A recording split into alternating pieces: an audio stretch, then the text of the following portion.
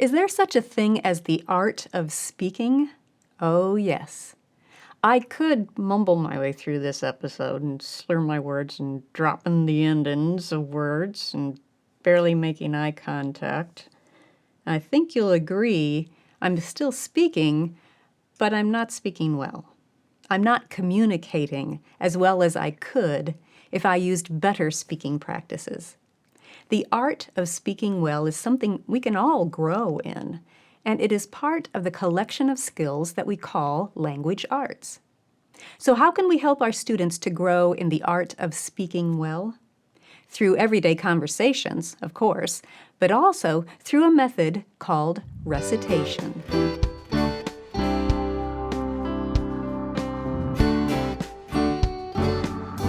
Welcome to the Simply Charlotte Mason podcast. I'm Sonia Schaefer.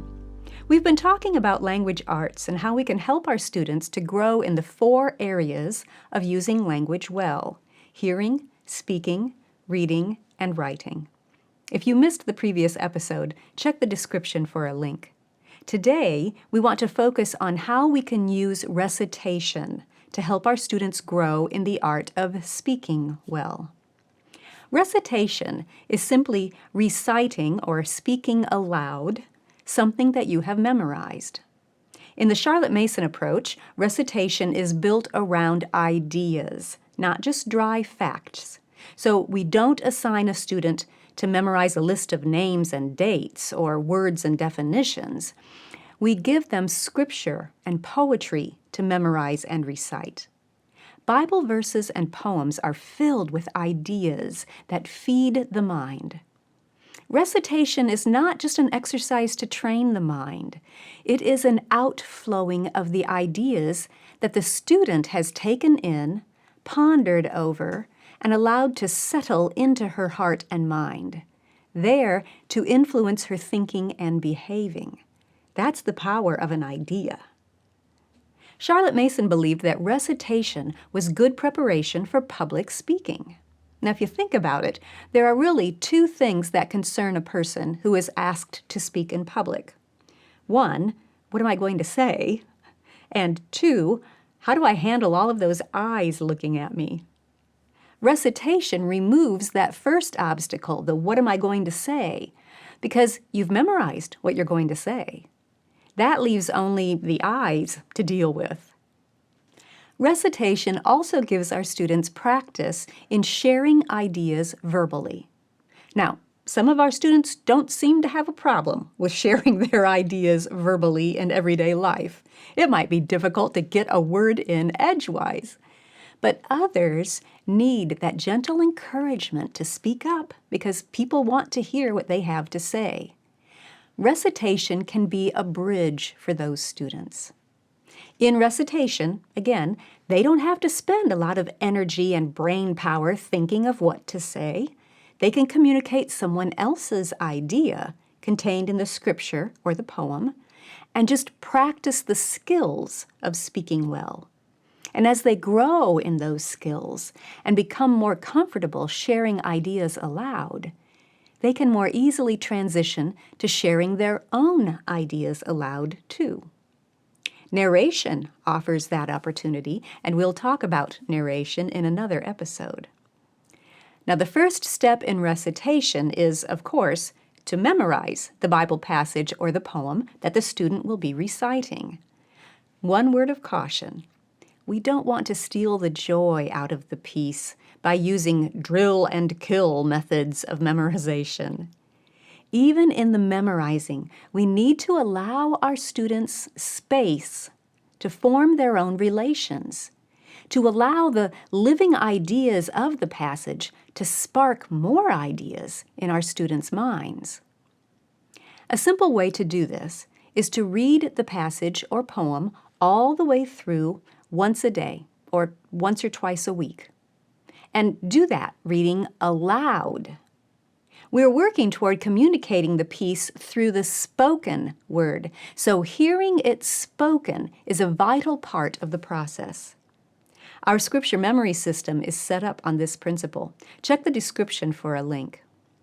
Now, if your student can't read the passage or the poem on his own yet, you can read it aloud for him. As your student reads or listens, encourage him to give full attention, and as time goes by, to join in on the parts that he knows. If he's reading the piece for himself, he can gradually say the parts that he knows without looking. That simple, focused touch just once or twice a week, or once a day if you want to learn it faster, will keep the words and their ideas before your students, but it won't beat them to death.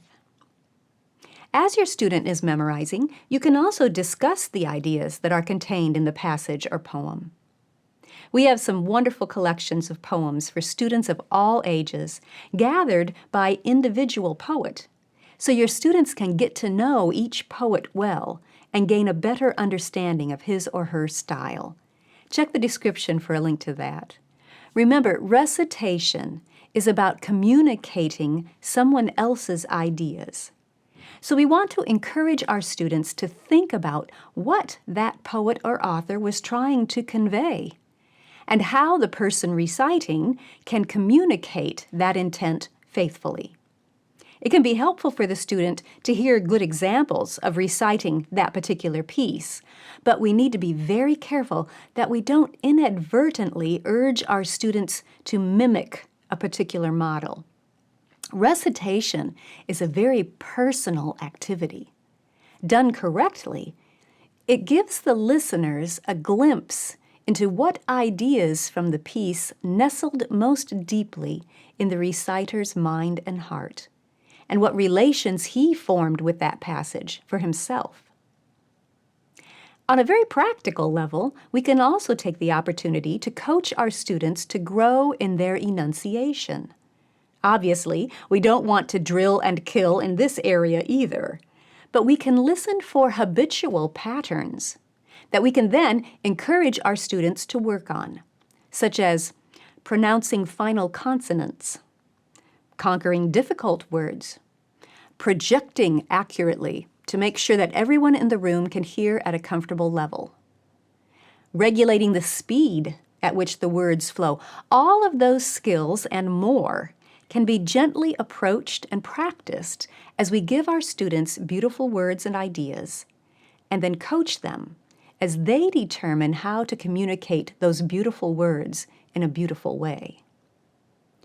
All of that is included in the simple method we call recitation. The method requires less than 5 minutes once a day or just once or twice a week, but it can give your student valuable growth in the art of speaking well. Be sure to check the description for those links I talked about. Thanks for joining me. I'll see you next time.